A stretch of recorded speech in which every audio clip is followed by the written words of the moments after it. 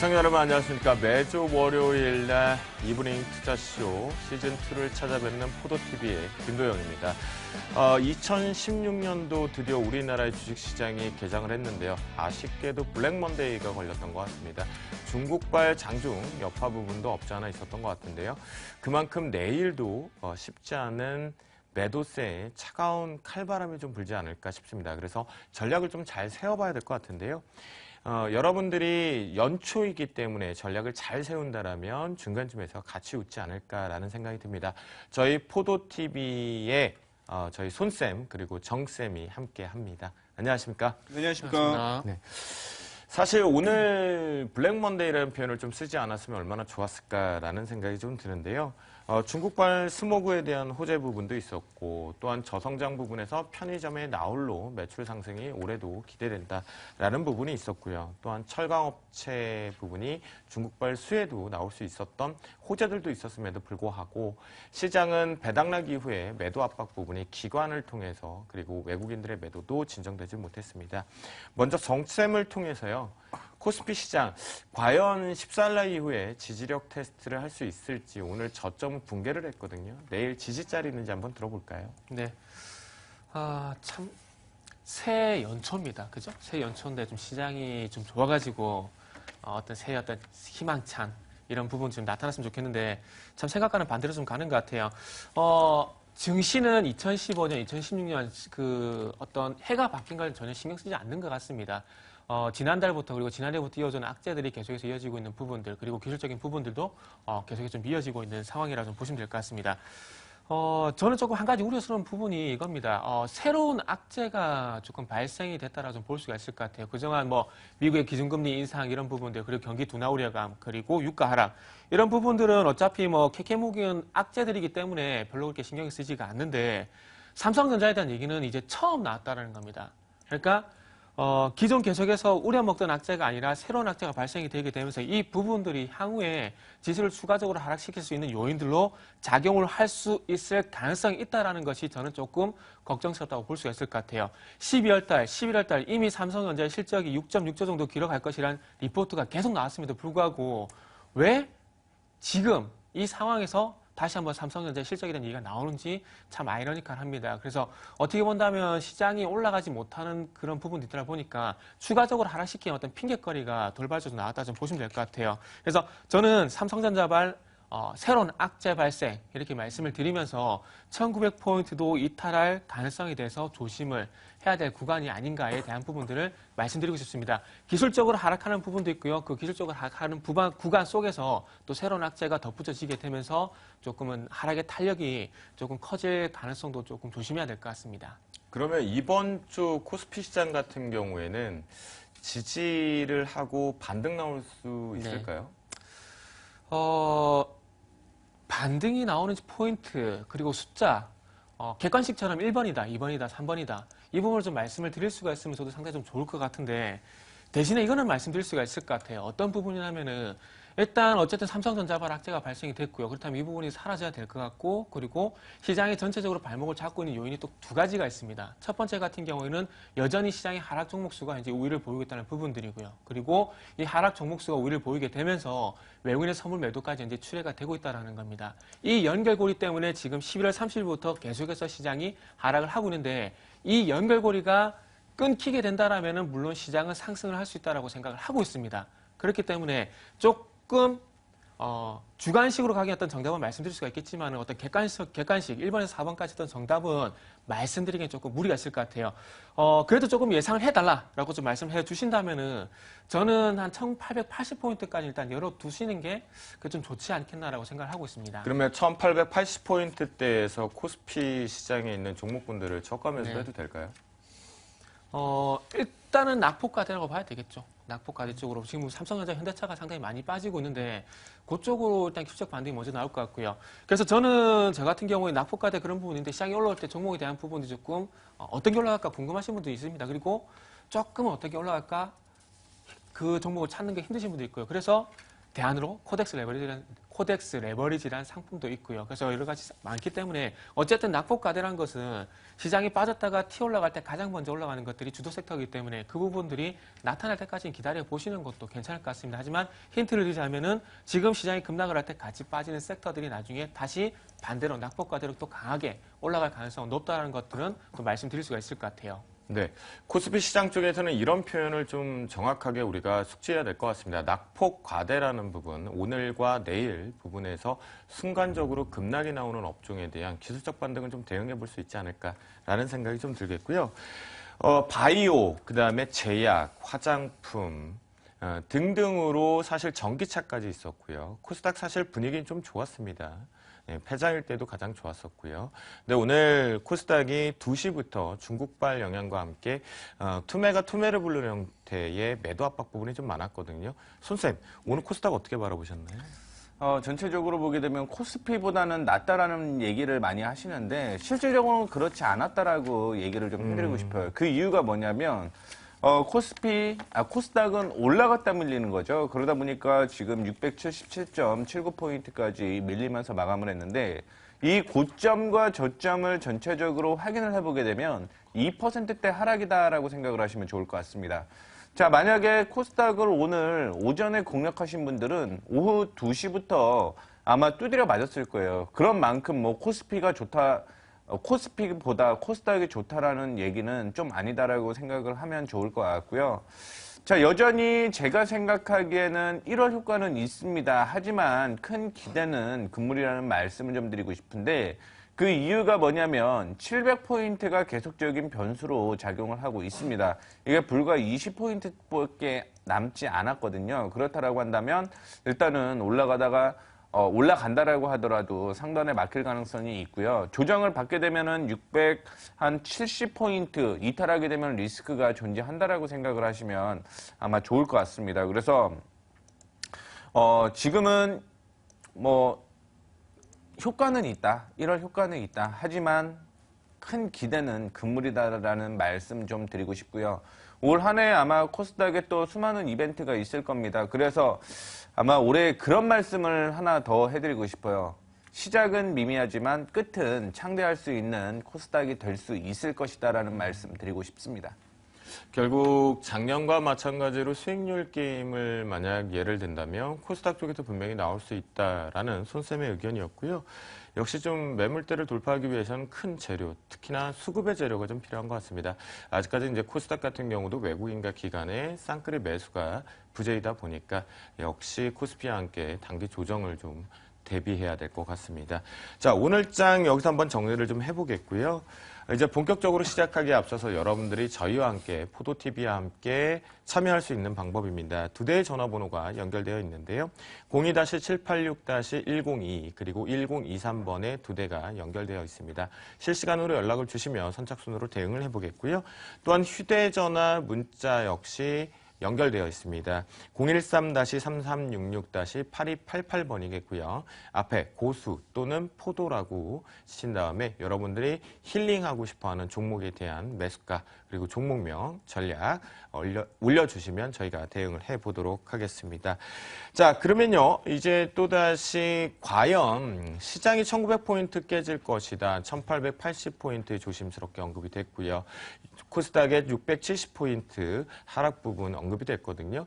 이 변수들은 어디서 찾아야 될지 지금부터 본격적으로 방과후 수업을 통해서 세워보도록 하겠습니다.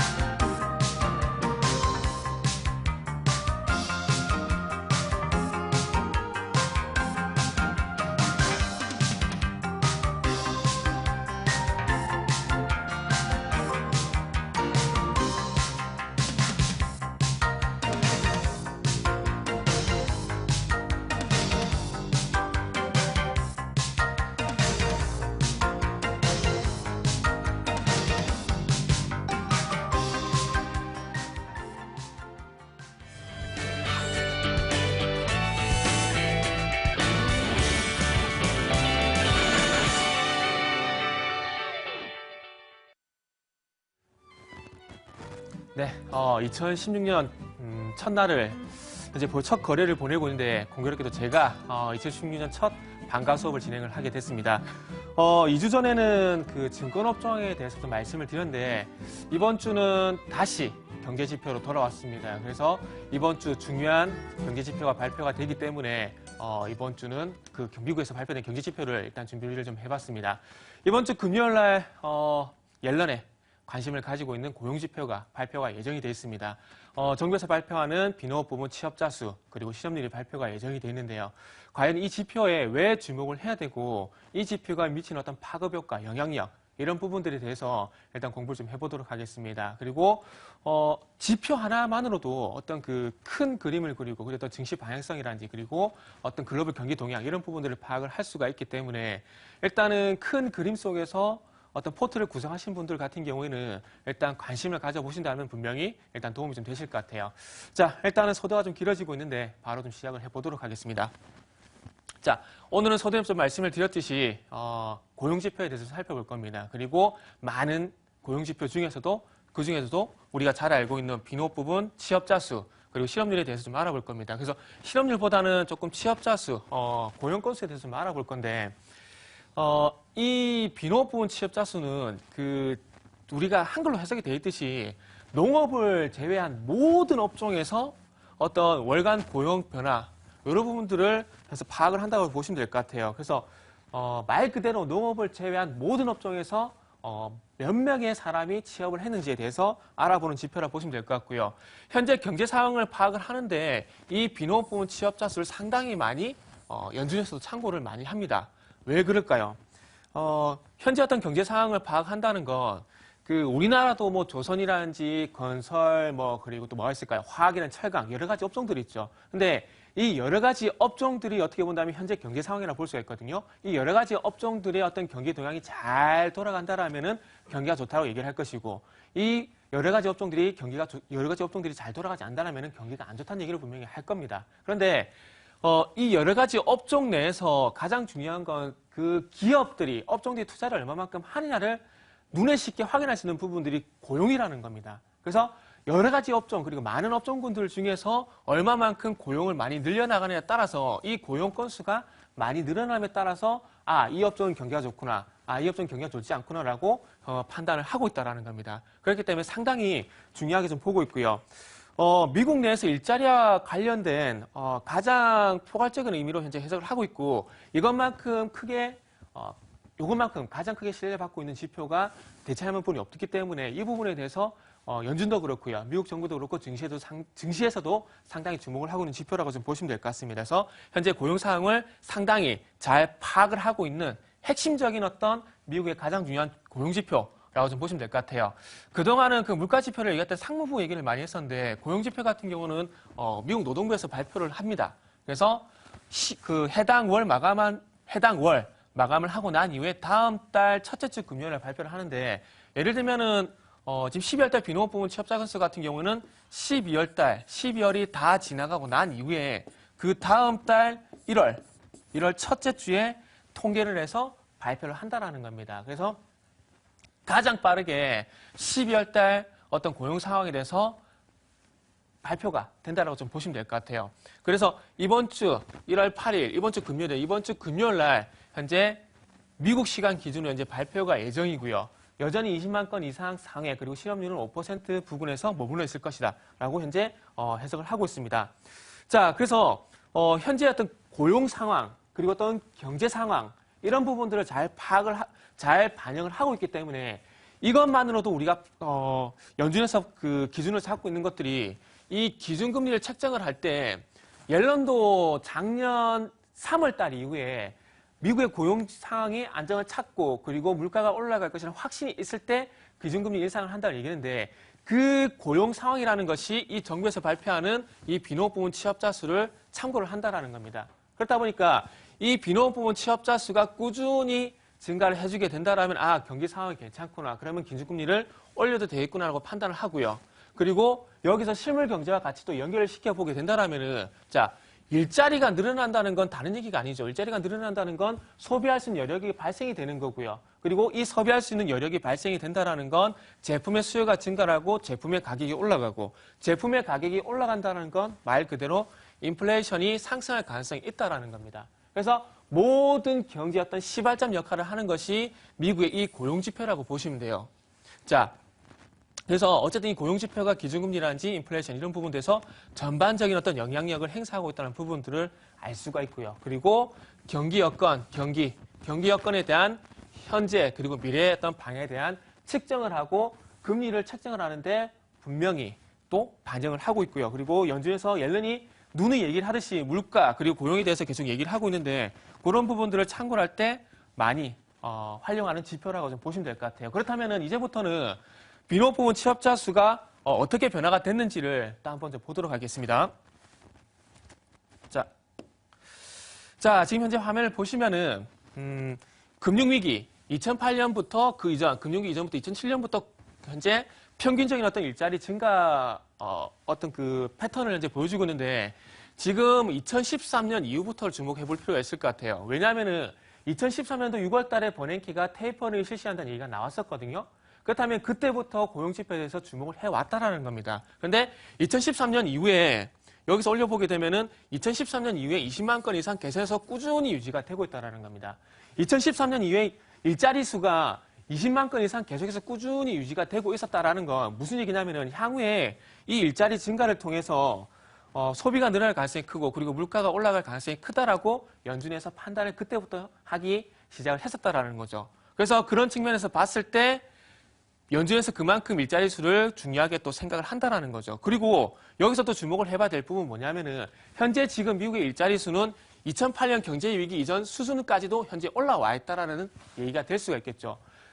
실물 경기는 아직까지 100% 회복이 됐다라고 볼 수 있기는 힘들어요. 하지만 눈에 보이는 어떤 굵직한 경제 지표로 봤을 때는 2008년 위기 이전 수준으로 일단 돌아왔다라는 겁니다. 그리고 매월 15만 건 이상 증가를 하게 되면은 미국의 고용시장이 안정기에 진입했다고 판단을 하고 있고요. 그리고 25만 건 이상 증가를 하게 되면 완전하게 경기 회복기가 들어갔다라고 얘기를 하고 있다라는 겁니다. 그런데 지금 화면 그 우측 하단을 보시면은 자 11월 달에 21만 건 그리고 10월 달에 30만 건에 육박했었거든요. 그리고 그 이전에 14만 건, 15만 건 정도 증가를 했는데 지금 어쨌든 중요한 것은 일자리가 변동이 생기고 있다라는 겁니다. 변동이 생겨 있다라는 거죠. 그래서 꾸준히 25만 건 증가하는 것이 아니라 현재 15만 건 이상 계속해서 증가를 해주고 있다라는 겁니다. 그래서 지금 화면 하단을 우측 하단을 보시게 되면은 여기 보이는 것이 일단 최근 5개월 동안의 일자리 증가 추이라고 보시면 될 것 같고요. 그래서 어쨌든 지금 경기 회복기라기보다는 어쨌든 경기 안정기에 계속해서 2013년 이후부터 계속해서 고용시장은 안정기에 접어들었다라고 판단을 할 수가 있고 이 고용시장이 안정기로 접어들다 보니까 아무래도 경기에 대한 판단을 연준에서는 좀 긍정적으로 하는 것이 아닌가 생각을 하고 있습니다. 자, 일자리가 늘어나게 되면은 또 한 가지 봐야 될 부분이 있죠. 실업률. 자, 일자리가 계속해서 증가를 하다 보니까 물론 그 이전에 우리가 실업수당 청구 건수도 우리가 매주 목요일날 살펴보잖아요. 실업수당 청구 건수가 계속해서 감소를 한다라는 건 기업의 어떤 구조조정이 계속해서 축소가 되고 있다는 겁니다. 그리고 기업에서 구조조정이 축소가 되게 되면서 일자리도 증가를 하다 보니까 실업률은 당연히 하락을 할 수밖에 없다라는 거죠. 자, 광의 실업률과 여전히 차이는 크지만 이건 이걸 무슨 얘기를 좀 드리려면은 자, 현재 우리가 보고 있는 공식 실업률이 이겁니다. 공식 실업률. 그러니까 단순히 일자리가 늘어나는 것만 현재 공식 실업률로 이제 집계가 되고 있다는 거죠. 근데 공식 실업률 같은 경우는 2004년, 2006년, 2007년까지 봤을 때 안정적이었던 5% 수준에 이미 접근이 됐다라는 거죠. 그런데 우리가 봐야 될 부분이 광의 실업률을 봐야 된다는 거죠. 자, 1차적 공식 실업률에 또 두 번째 같은 경우는 구직 포기자들 그리고 여기다 더해가지고 파트타임을 포함을 시킨 게 광의 실업률이라고 보시면 됩니다. 근데 광의 실업률은 아쉽게도 여전히 아직 10%에 현재 육박을 하고 있다는 겁니다. 그러니까 무슨 얘기냐면은 우리가 소위 그 부모님들 이런 얘기 많이 하잖아요. 4대 보험 되는 정규직 일자리 이런 얘기를 많이 하잖아요. 근데 미국에서도 아직까지는 그런 일자리가 조금 부족하다라는 겁니다. 그렇다 보니까 실질적으로 일자리를 가지고 있는 사람과 공식 실업률이 이렇게 차이가 날 수밖에 없다라는 거죠. 그래서 이 5% 갭은 어떻게 본다라면은 이렇게 볼 수 있을 것 같아요. 그 정규직 정규직 50% 그리고 비정규직 50% 이렇게 섞여 있다라고 볼 수가 있을 것 같습니다. 그래서 향후에 이 그 광의심리에 포함된 이 파트타임에서 일하는 사람들의 그 일자리가 만약에 이탈을 해 나가게 된다라면은 이 공식 실업률도 올라갈 가능성도 있다라는 겁니다. 그래서 우리가 눈에 보이는 공식 실업률은 현재 완전 고용 범위에 진입이 됐지만은 실질적으로 조금 들어갔을 때 이 광의 실업률은 현재 아직까지 높다라는 부분들을 우리가 알 수가 있고요. 자, 그리고 요것뿐만 아니라 좀 더 확인해야 될 부분은 또 소비라는 부분들을 봐야 되겠죠. 자, 늘어난 일자리에 소득도 증가를 했는데 과연 소비도 증가를 하냐라는 부분들을 봐야 되는데 2013년 이후에 어찌되었건 여기 인컴이 수입인데 수입은 계속 가계 소득은 계속해서 이제 증가를 하고 있는 상황입니다. 우상향이 되고 있죠. 그런데 최근에 와서 조금 아쉬운 부분은 0.4%의 고점을 찍고 지금 약간은 현재 주춤하고 있다는 겁니다. 그러니까 실질적으로 양질의 일자리가 증가했다기보다는 어떤 단순히 양적인 일자리 증가를 통해서 소득은 증가했지만 향후에 어떤 불안감들이 소비와는 아직까지 연결이 되지 않고 있다는 게 조금 아쉬운 부분이라고 할 수가 있을 것 같습니다. 그래서 결론 한번 내보게 되자면은 결국 일자리에 주목하는 이유는 딴 게 없어요. 미국의 GDP 70%가 어차피 내수입니다. 그렇다면 GDP의 70%가 내수라는 건 소비가 어쨌든 미국 경제의 어떤 성장 동력으로서 활용이 될 수가 있다는 거죠. 그렇다면은 그런 부분들을 보게 된다면 일자리 증가는 소비 여력 확대와 현재 연결이 될 수가 있다는 거죠. 자, 그래서 이것뿐만 아니라 눈에 보이는 지표뿐만 아니라 그 내용도 우리가 좀 살펴봐야 되는데 노동시장 참가율, 그리고 평균 시간당 임금, 그리고 업종별 신규 고용, 그러니까 양적인 성장보다는 질적인 성장, 이런 부분들 좀 체크를 해야 될 것 같고요. 어차피 12월 달에 FRB에서 제 예상과는 달리 금리 인상을 했습니다. 그렇기 때문에 향후에 이 금리 상승 속도는 아무래도 이 소비 증가, 일자리는 꾸준히 증가하고 있는 상황이지만 이 소비 증가가 관건이라고 볼 수가 있을 것 같고요.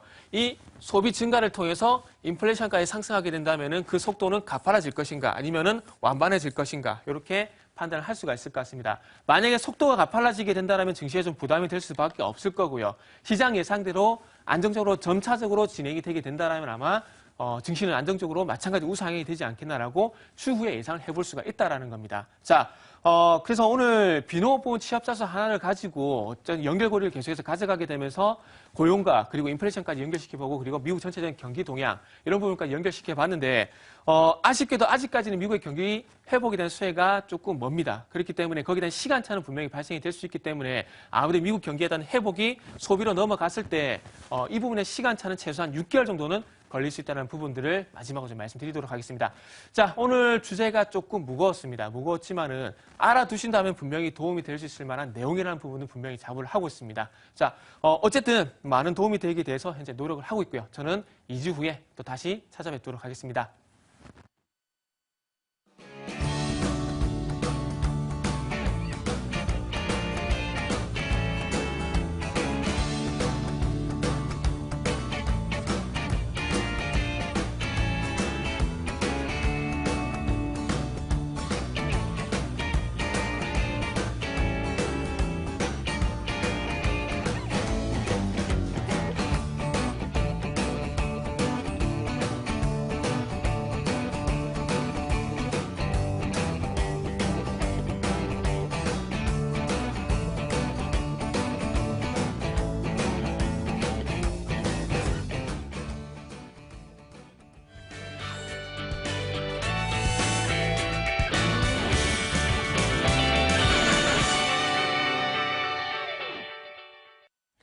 네, 사실 오늘 코스피 시장에 있는 종목이 4계좌에 있었더라면 만만치 않게 좀 빠지지 않았을까라는 생각이 드는데요. ESS 관련된 화학 섹터, 전기 섹터를 제외한다라면 좀 조정폭가 좀 컸던 것 같습니다. 코스닥 종목 쪽에서는 좀 선방하지 않았을까라는 생각이 드는데요. 포도TV, 포도쌤들과 함께 힐링타임 지금 본격적으로 출발해 보겠는데요. 첫 번째 시청자분께서 전화 연결이 되어 있다고 합니다. 우리 손쌤을 통해서 전략 한번 세워보도록 하겠습니다. 네, 여보세요? 여보세요? 네, 안녕하십니까? 네, 안녕하세요. 네, 어떤 종목이 궁금하시죠? 네, 3회 갔어요. 3위 갈게요. 네, 매수 단가 비중이 어떻게 되세요? 매수 4,000원이고 네. 30%예요. 아, 그러면 제일 궁금한 거 하나만 더 여쭤볼게요. 네. 중장기로 버티실 수 있으신가요? 아, 이걸요? 네. 중장기, 저는 한 3개월 정도? 3, 4개월 정도? 네네. 제일 궁금한 게 이제 매수가까지 올 수 있을까 아닌가요? 예, 매수가까지 올 수 있을까, 그 부분도 있고, 네. 저 생각에 4,000원은 올 수 있을 것 같은데, 사실은 이게 얼마 정도까지는 무리 없이 4,000원을 돌파했을 때 올라갈 수 있는지 그것도 궁금해요. 네, 알겠습니다. 전화 끊으시고요. 이건 차트까지 보면서 말씀을 좀 해드릴게요. 전화 끊어요? 네, 화면 보시면서, TV 화면 보시면서. 네. 알겠습니다. 3위각기 12월 달에 이벤트가 있었습니다. 어떤 이벤트였냐면, 원래는 1월 달에 면세점, 인천 면세점을 오픈을 하려고 했는데, 한 달 먼저 오픈을 했습니다. 사실 그거에 대한 기대감이 존재를 했음에도 불구하고 조정을 받아주는 모습이었죠.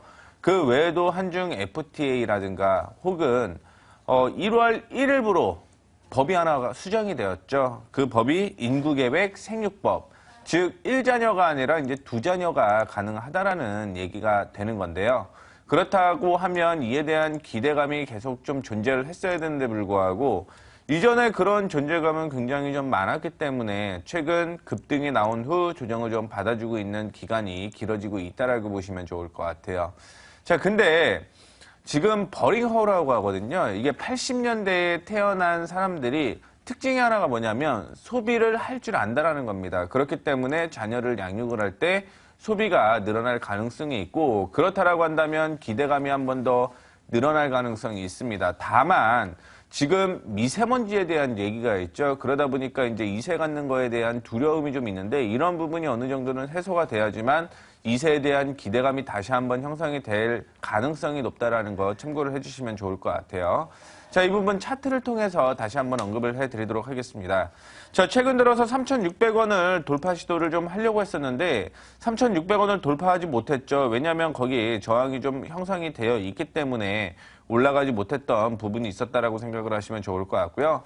올해는 기대감이 계속적으로 존재를 합니다. 그렇기 때문에 제가 예상을 하는 범위는요. 4,050원대까지는 추가적인 상승이 이어질 가능성이 높다라고 생각을 하고 있습니다. 그때 되면 매수가가 도달하는 부분이고요. 자, 그 다음에 한 번 더 기대감이 존재를 하게 될 가능성이 있거든요. 미세먼지가 끝나는 게 겨울인데 겨울이 끝나게 되면은 그 다음엔 4,450원대까지 올라갈 가능성이 있습니다. 그래서 단기 목표는 일단은 4,050원대까지 좀 제시를 해드리는데 4,050원을 돌파를 하게 되면 4,450원대까지 올라갈 가능성이 있다라고 보시면 좋겠습니다. 자, 그 다음에 보시게 되면 3,155원 부근이 지금 지지선으로 형성이 되어 있는데 그거는 지금뿐만이 아니라 2014년부터 저항으로 지지로 형성되어 있는 부분이 그 가격대였다라고 생각을 하시면 좋을 것 같아요. 따라서 3,155원 이탈가 잡으시고 단기적인 목표가 4,050원, 그 다음에 4,050원 돌파하게 되면 4,450원대까지 올라갈 가능성이 있고요. 단기적으로 올라갈 가능성보다는요. 일단은 전체적으로 큰 흐름으로서 뭐 3, 4개월 정도면은 목표가까지 도달할 수 있을 가능성이 있으니까요. 일단은 4,450원까지 일단은 목표가 잡고 대응을 하시면 좋을 것 같습니다. 네, 그래요. 3위 학기 같은 경우는 사실 중국발에 대한 매출 확대 부분들 기대하고 있는 부분이니까요. 오늘 완벽하게 이제 시행령이 발의가 됐죠. 두 자녀 부분에 수혜가 붙으면서 매수가 뛰어넘길 바라겠습니다. 다음 시청자분 연결되어 있다고 하는데요. 이번엔 정쌤을 통해서 받아보도록 하겠습니다. 네, 이번에 제가 받아보겠습니다. 안녕하세요. 네, 여보세요? 네, 안녕하세요. 전화 연결됐습니다. 네, 안녕하세요. 예, 안녕하세요. 네, 네. 어떤 종목이 궁금하셔서 전화 주셨을까요? 네, 쇼박스고요. 네, 예. 네, 매수가가 8,600원이면 한 30%예요. 그러시구나. 네. 예. 비중도 가격 매수가 대비 좀 많이 내려와 있네요. 네. 네. 어떤 부분을 좀 풀어드리면 될까요? 알겠어요. 이게 제가 매수가 네. 8,600원인데 네. 어느 정도 오면 네. 매수를 해야 될지, 안 가지고 있어야 될지. 네.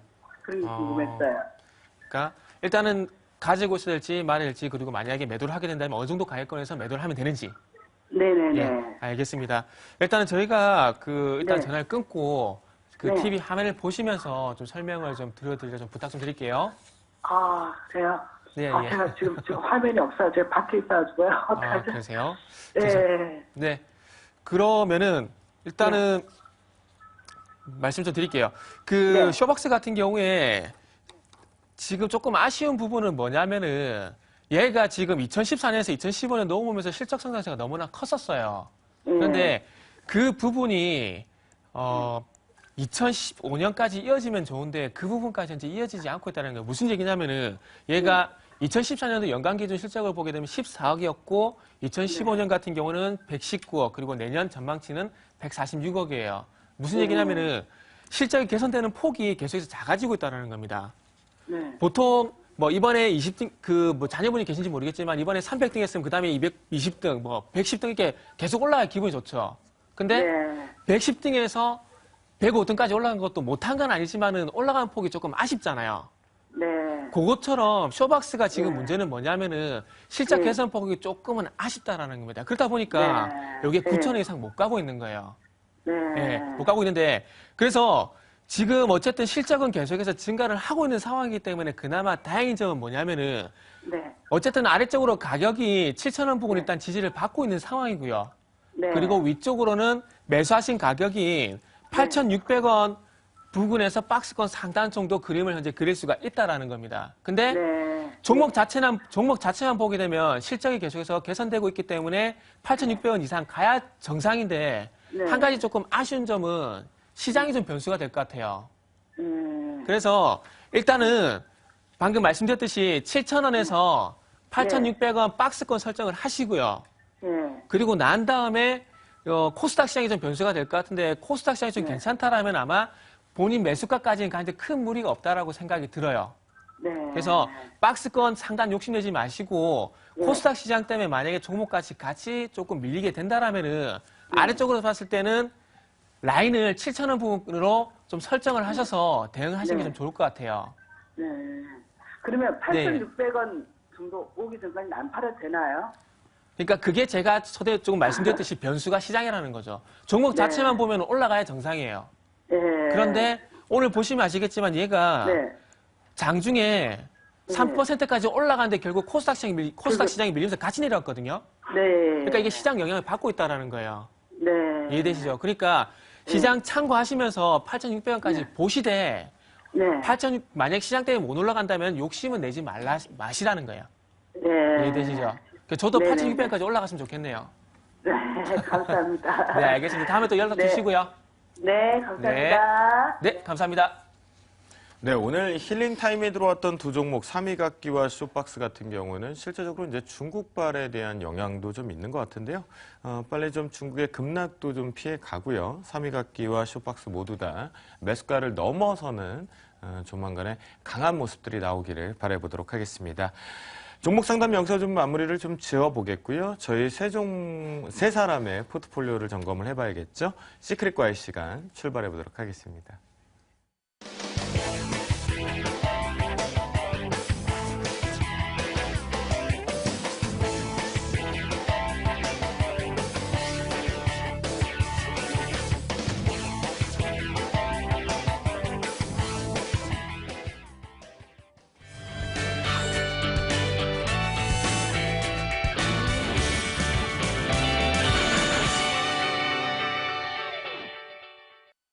분명히 시장의 분위기는 계속 좋지 못했습니다. 하지만 이 속에서도 종목이란 것은 나오기 마련이거든요.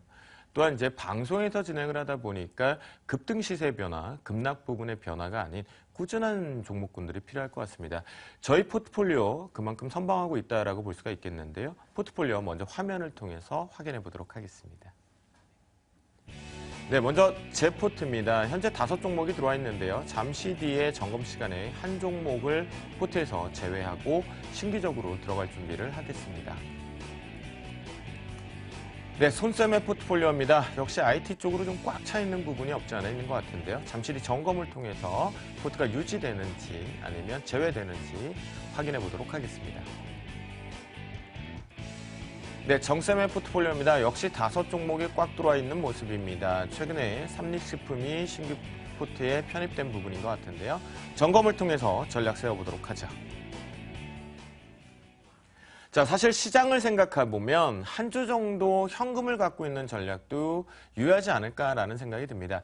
하지만 이제 코스피 시장 쪽에 기간발 배당 매도세가 발생이 된 부분이다라고 본다면 저는 오히려 코스닥 같은 경우는 이제 내일부터는 좀 공격 매수를 해야 되지 않을까라는 시점인데요. 그 관점에서 최근의 수급 꼭 하나만 기억을 해주셨으면 좋겠습니다. 최근에는 외국인의 매수세가 중요한 것이 아니라 기관의 매수세가 중요하다라는 관점에서 포트에 있는 흥국 F&B를 포트에서 제외하도록 하겠습니다. 자, 흥국 F&B 같은 경우는요. 자, 우리가 수급적으로 잠시만 놓고 보시더라도요. 현재 모습상에서 이런 부분이 있습니다. 자, 외국인과 기관계, 특히나 쌍끌이 매수가 들어왔을 때만 하더라도 강한 시세가 좀 만들어졌지만 여전히 기관계의 매도가 외국인과 함께 동반 매도가 되고 있다는 것은 수급에 아쉬운 부분이 있다는 부분으로 살펴보실 수가 있겠고요. 그런 관점에서 수급상으로 포트에서 약수익 구간으로 제외를 시키겠습니다. 새로운 종목 부분을 하나 정도 좀 빠르게 말씀 좀 드리겠는데요. 이런 시장일수록 시장의 영향을 덜 받고 그리고 기업의 가치가 체질이 완전히 개선된 로코조이라는 종목을 언급을 드리도록 하겠습니다. 아마도 좀 생소하실 것이다라고 말씀을 좀 드리겠는데요. 로코조이 동사 같은 경우는요. 중국계로 완전히 그러니까 중국의 자금을 통해서 국내 기업이 또다시 탈바꿈되었다라고 볼 수가 있습니다. 최근에 이제 계절적인 그리고 시기적인 성수기 부분이 좀 들어왔겠죠. 게임사로 탈바꿈이 되었는데요. 새로운 종목군들 M&A 이후에 공격적으로 신작 게임을 출시하고 있다는 것이 강점. 그리고 앞에서 소셜미디어 쪽에서 인기가 있었던 부분을 직접 유저를 통해서 게임으로 탈바꿈했다는 것은 이제 긍정적인 시각이겠고요. 또한 여러분들 많이 들어보셨을 겁니다. 카지노 게임 관련돼서는 꾸준한 매출 추이가 있다는 부분이겠죠. 로코조이 같은 경우도 계열사를 통해서 꾸준하게 북미 쪽에서 매출을 카지노 게임 쪽에서 다각화시키고 있다는 부분에 긍정적인 시각이다라고 볼 수가 있겠는데요. 역시 이제 수급은 없습니다. 수급은 없는 부분인 것 같은데요. 그래서 차트상의 기준으로 잠깐 보겠습니다. 자, 여러분들 보시는 차트를 보면 이것이 이제 캔들 볼륨 차트다라고 보실 수가 있겠는데요. 큰 그림상으로 놓고 봤을 때 시장에 자금이 들어왔다가 빠져나간 흔적들이 좀 있습니다. 그리고 나서 무상증자 이후에 세월을 좀 낚았죠. 그 이후에 새로운 매수 주체가 좀 나타났다는 부분을 긍정적으로 바라볼 수가 있겠고요. 이 관점에서 다시 한번 본 캔들로 넘어가서 보면 이렇게 장대봉 이후에 눌린 부분에 조정이 좀 들어와 있다는 시각입니다. 그래서 로코조이 같은 경우는 저는 신규적으로 편입하는 부분 때문에 매수가가 설정되어 있지만 여러분들께서는 6,100원 아래쪽에서는 매수 타이밍을 좀 잡아볼 수 있겠다라고 말씀을 좀 드리겠고요. 단기적인 목표가는 조금 높게 잡도록 하겠습니다. 이제 급등 시세 이후에 위쪽으로 다시 추가 반등이 나오는 부분이니까요. 8,000원 쪽으로 목표가를 설정을 해보도록 하겠고요. 그리고 손절가 부근에서는 4,800원을 좀 잡도록 하겠습니다. 자, 4,800원이란 관점이 중요할 것 같은데요. 이 부분을 놓고 보시면 위쪽에서 급등 시세 이후에 눌린 부분에 등배 가격이 있습니다. 등배 가격을 나눠서 생각해 보면 이 기준점에서 박스권 형태에서 위아래 밴드가 2,000원 밴드 쪽에 좀 설정이 되어 있거든요. 거기에 따른 최근의 저점 부분 붕괴를 하지 말아야겠죠. 예, 그 부분 때문에 4,800원을 설정하고 들어간다라고 말씀을 좀 드리도록 하겠고요. 그래서 시장이 어려울수록 시장에 전혀 동떨어져 있는 종목으로 포트에 구성을 한다라면 나홀로만이라도 즐길 수 있는 장이다라는 거 분명히 말씀드리도록 하겠습니다. 자, 제 포트는 한 종목을 제외하고 신규적으로 포트에 종목을 편입했고요. 이제 손셈을 통해서 손셈 포트 점검해 보도록 하겠습니다. 네, 2016년 CS 내일 모레입니다. 근데 이제 제 종목에 편입되어 있는 종목들이 아시다시피 IT 관련주 위주예요. 그러다 보니까 여전히 기대감은 존재하고 있다. 하지만 전체적인 시장의 분위기가 좋지 않기 때문에 일단은 종목들이 오늘 전체적으로 좀 밀리는 모습을 좀 보여주고 있는데요. 그 안에서 일단은 삼성전기에 대한 얘기를 좀 해드리도록 하겠습니다. 자, 여전히 2월 달까지는 기대감이 존재하고 있습니다. 2월 달에 MWC가 있죠. 그러다 보니까 삼성 갤럭시 S7에 대한 기대감이 형성되어 있는데 중요한 거는 뭐 많이 밀렸다가 올라오면서 수익 회복하는 것보다는요. 일단은 내일 중요합니다. 9시에서 9시 10분에 일단은 대부분의 종목이 밀려서 출발할 거예요. 밀려서 출발하는데 그 9시 10분봉의 저가를 이탈하게 되면 삼성전기는 일단 제외하고요. 제가 다음 주에 다른 종목을 또 언급을 해드리도록 할 테니까요. 일단 내일까지는 확인해보자라는 말씀 해드리도록 하겠습니다. 참고해 주시면 좋을 것 같고요. 자, 두 번째는 한솔 테크닉스 얘기를 잠깐 해드릴게요. 한솔 테크닉스 얘기를 좀 해드리도록 하겠는데, 한솔 테크닉스 여전히 뭐 갤럭시에 대한 이슈뿐만이 아니라 IT 관련 이슈로 계속 작용을 할 가능성이 높다라는 판단입니다. 자, 그 안에서 오늘 이거를 확인해 보셔야 돼요. 수급을 확인해 보셔야 되는데, 한솔 테크닉스는 기관이 매수하면 올라가고 기관이 팔면 떨어지는 종목이다라고 보시면 좋을 것 같아요. 자, 그런데 오늘 조정을 좀 받았습니다. 근데 전체적으로 보게 되면 기관 쪽에서 매수하고 있다라는 모습이 드러나고 있다라는 거죠. 그렇다라고 한다면 오늘 조정을 받는다라고 하더라도 큰 악재는 아니었다. 다만 또 시장에 어떤 변수가 존재하느냐에 따라서 달라질 가능성은 있겠지만 일단은 한솔 테크닉스는 버텨도 무난하다라는 말씀 해드리도록 하겠습니다.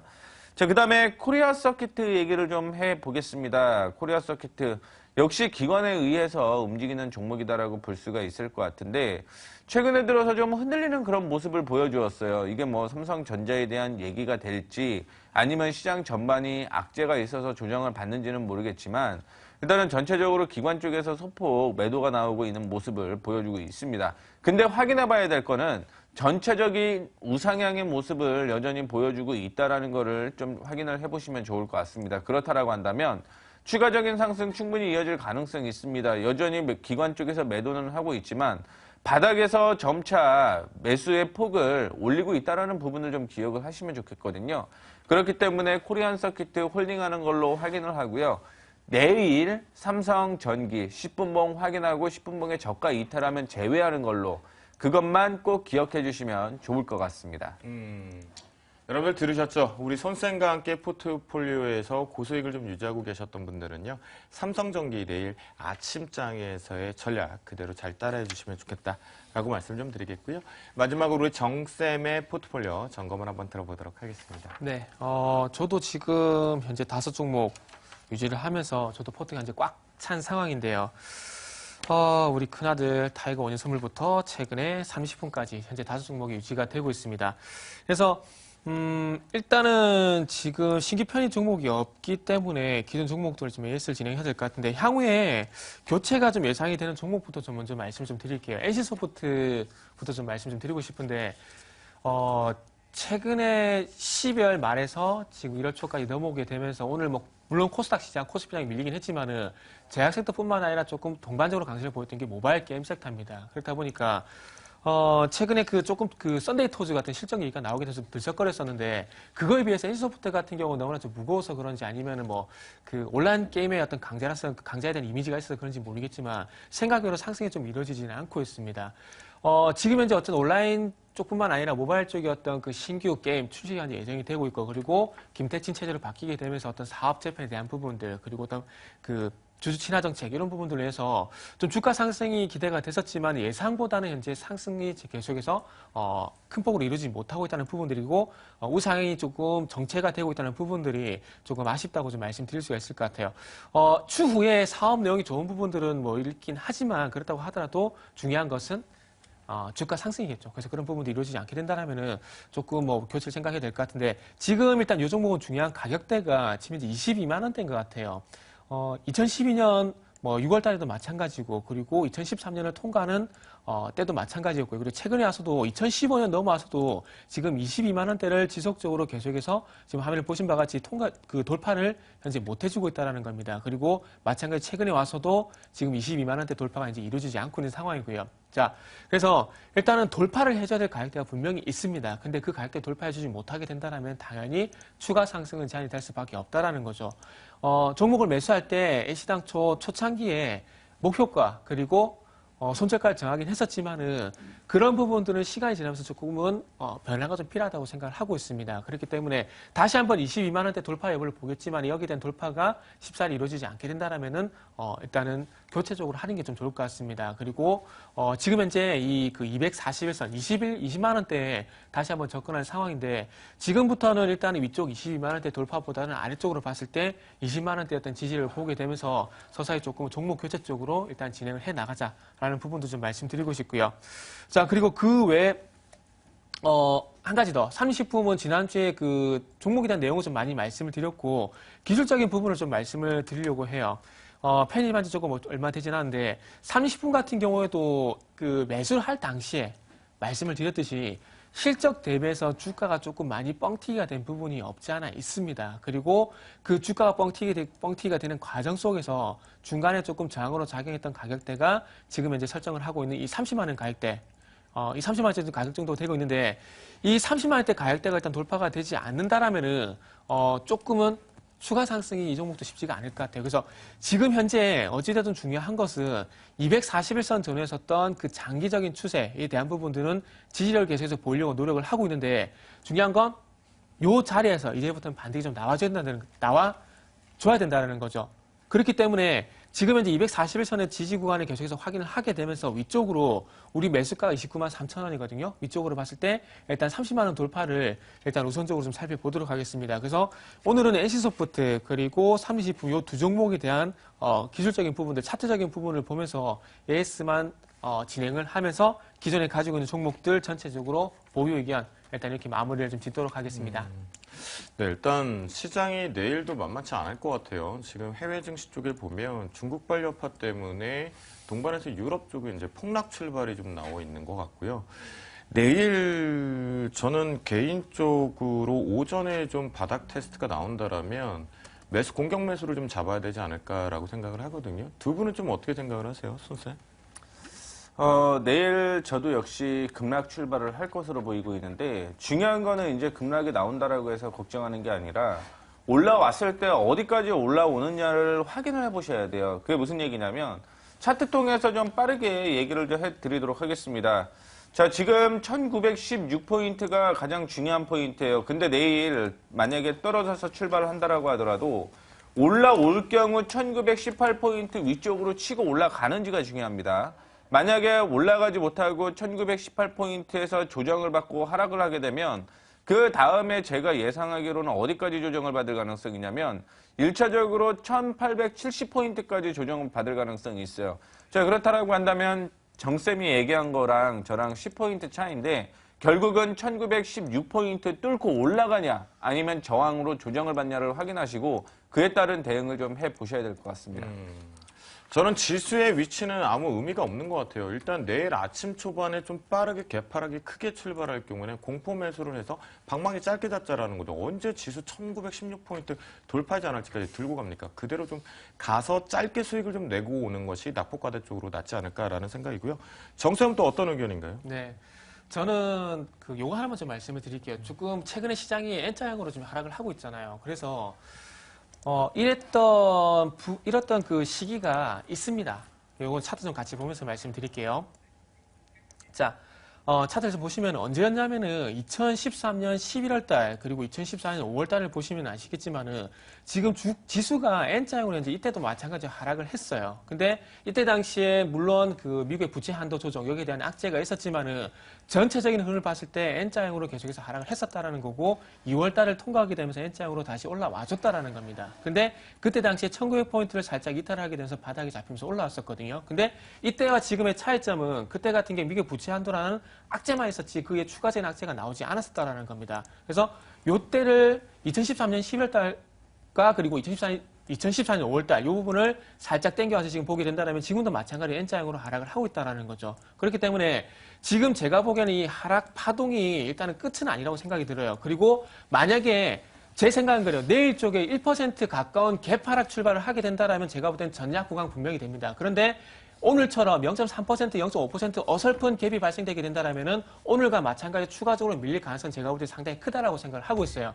그렇기 때문에 출발 위치가 저는 상당히 좀 중요하다 생각을 하고 있고 그리고 체크 포인트로는 제가 최근에 계속해서 말씀드리고 있는 부분인데 종목별 등락 현황을 분명히 보십시오. 장중에 종목별 등락 현황을 보실 때 하락 종목 수가 증가를 했을 때 분명히 시장이 하락한 경우가 많았었기 때문에 저는 수급도 중요하지만은 종목별 등락 현황도 분명히 좀 꼭 체크를 하시라고 말씀드리고 싶습니다. 네, 새해 벽두 첫날부터 여러분들께 복 많이 받으시고 올해는 대박 내세요라고 말씀드리고 싶었는데 좀 만만치 않게 블랙 먼데이가 된 것 같습니다. 그래도 여러분들 오늘 하루 시작했습니다. 내일 이후에는 분명히 강한 상승세가 또 올 것이다. 믿어 의심치 말고요. 오늘 포도쌤, 저희 포도TV가 준비한 시간은 여기까지입니다. 여러분들 편안한 저녁 되셨다가 내일 멋지게 개파랑에서 매수해서 수익 내보시기 바라겠습니다. 지금까지 시청해주셔서 감사합니다.